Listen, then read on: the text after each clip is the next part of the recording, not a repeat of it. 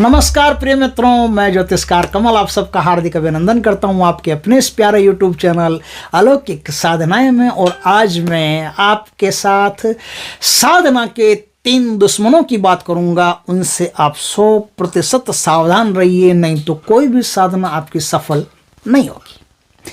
दोस्तों, ये जो साधना की बातें मैं कर रहा हूं, ये बहुत उच्च कोटि की साधना की बातें हैं। जो भी कोई साधना के क्षेत्र में उत्कृष्ट होना चाहता है, शीर्षस्थ सफलताएं प्राप्त करना चाहता है, उन साधकों के लिए ही ये वीडियो है। इसलिए ऐसे वीडियो के लिए दूसरे मामूली विवरण नहीं मिलते हैं। उच्च कोटि के जो साधक होते हैं या जो साधना के क्षेत्र में कदम रख चुके होते हैं, उन्हीं के लिए ये वीडियो काम का है। दोस्तों, अक्सर आपने देखा होगा कि 100 में से 99% लोग ऐसे होते हैं जो साधनाएं करते हैं, लेकिन साधनाएं सफल नहीं होती। दोस्तों, मेरे सहित मैंने स्वयं भी कई साधनाएं की, अनुभूतियां प्राप्त की, उनका प्रत्यक्षीकरण किया, और ऐसे कई साधकों को मैं जानता हूं जिन्होंने अपने जीवन में साधनाओं के द्वारा उत्कृष्ट सफलताएं प्राप्त की है। तो एक कॉमन अनुभव, एक कॉमन एक्सपीरियंस सबका जो है, वो मैं आज आपके साथ एक ऑथेंटिक वीडियो के रूप में शेयर करता हूं। दोस्तों, साधना के कुछ दुश्मन होते हैं, उनका खास ख्याल रखना जरूरी होता है। साधना के दुश्मनों को समझ गए तो आप आधी साधना में आधी सफलता तो वही प्राप्त कर लिया आपने। कैसे कर ली, बात करते हैं। दोस्तों, आपने देखा होगा कि अक्सर लोग जो साधक होते हैं, टॉप के साधक होते हैं, वो आम दुनिया को छोड़ करके, धरातल को छोड़ करके, और धरातल के ऊपर स्थित पर्वतों की कंदराओं में, पर्वत शिखरों पर चले जाते हैं। क्यों चले जाते हैं? क्योंकि उसका एक ही कारण है कि वहां ग्रेविटी बहुत कम होती है।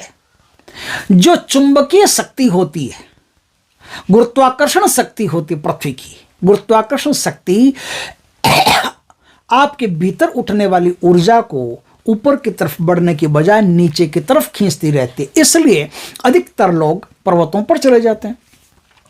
लेकिन सबके लिए तो पर्वतों पर जाना संभव नहीं होता।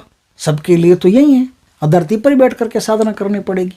कुछ लोग ऐसे होते हैं जो पाताल के गर्क में चले जाते हैं, एकदम पाताल के अंदर, यानी गुफा वगैरह में चले जाते हैं। जमीन के अंदर खड्डा वड्डा खोद करके गुफा बना करके उसमें चले जाते हैं। तो उसमें भी एक फायदा है, उसमें रेडियो एक्टिव तरंगें जो होती है वो काम नहीं करती। तो रेडियो एक्टिव तरंगें काम नहीं करती तो ऊपर, पर्वत के ऊपर ग्रेविटी काम नहीं करती, नीचे रेडियो एक्टिव तरंगें काम नहीं करती, तो दोनों जगह फायदा होता है। लेकिन जमीन के ऊपर साधना बैठ करके जो लोग करते हैं, उनको क्या क्या नुकसान, किन किन चीज़ों से हो सकता है, और भारी नुकसान किससे होता है, ये जरा समझ लें।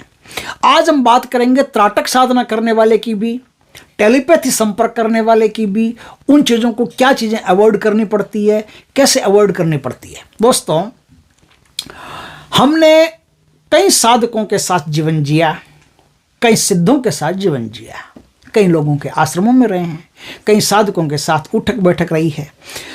एक चीज कॉमन देखी, वो क्या देखी कि हम में से किसी के पास भी मोबाइल नहीं था। 28 साल की उम्र में, 28 ईयर ओल्ड जब मैं था, तब मुझे पहली बार मोबाइल के दर्शन करने को मिले थे, और वो भी वो कीपैड वाला मोबाइल था। उससे पहले हमारे पास मोबाइल नहीं था, और वो भी मेरा नहीं था, वो भी घर वालों का मोबाइल था। पिताजी लाए थे, बस उन्हीं के काम का था। कभी ज़रूरत पड़ती तो लेकर के कहीं जाना होता तो चले जाते, बाकी मोबाइल नहीं था।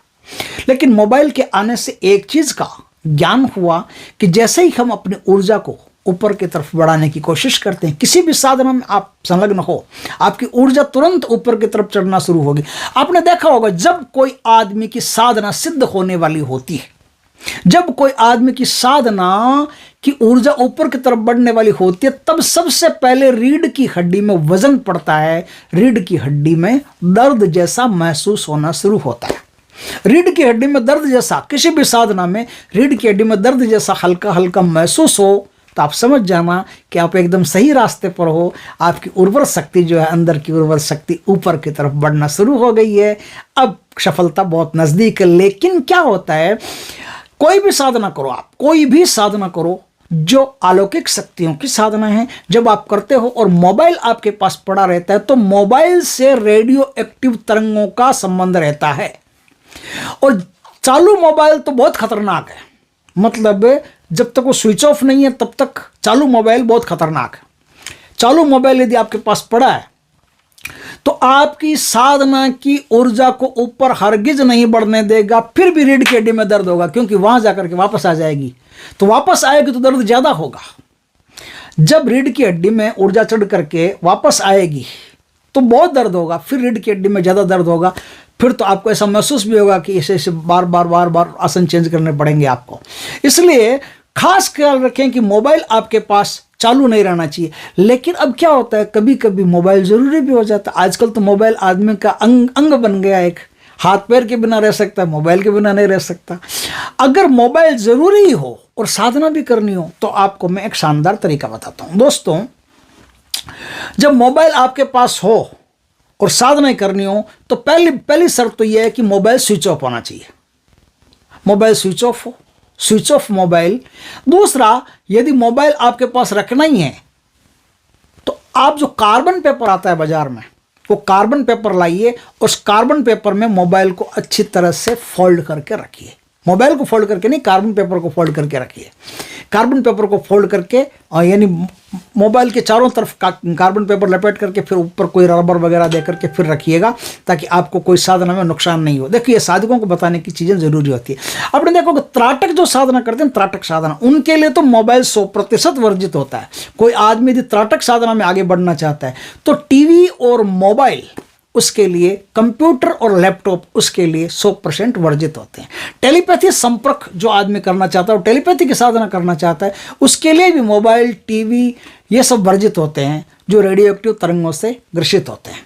तो इस प्रकार से ये चीज़ें आपकी दुश्मन है, ध्यान रखना। और साधना जब आप करो तो आपके पास कुशा का आसन, 100% कुशा का आसन जो होता है वो होना जरूरी है। बाकी कोई भी आसन उसके ऊपर बिछा लीजिए, लेकिन कुशा का आसन तो आपके पास होना जरूरी है, क्योंकि कुशा का आसन होने से ग्रेविटी का कम से कम असर आप पर पड़ेगा। आपकी ऊर्जा नीचे की तरफ, पाताल की तरफ, जमीन की तरफ बहुत कम मात्रा में जाएगी।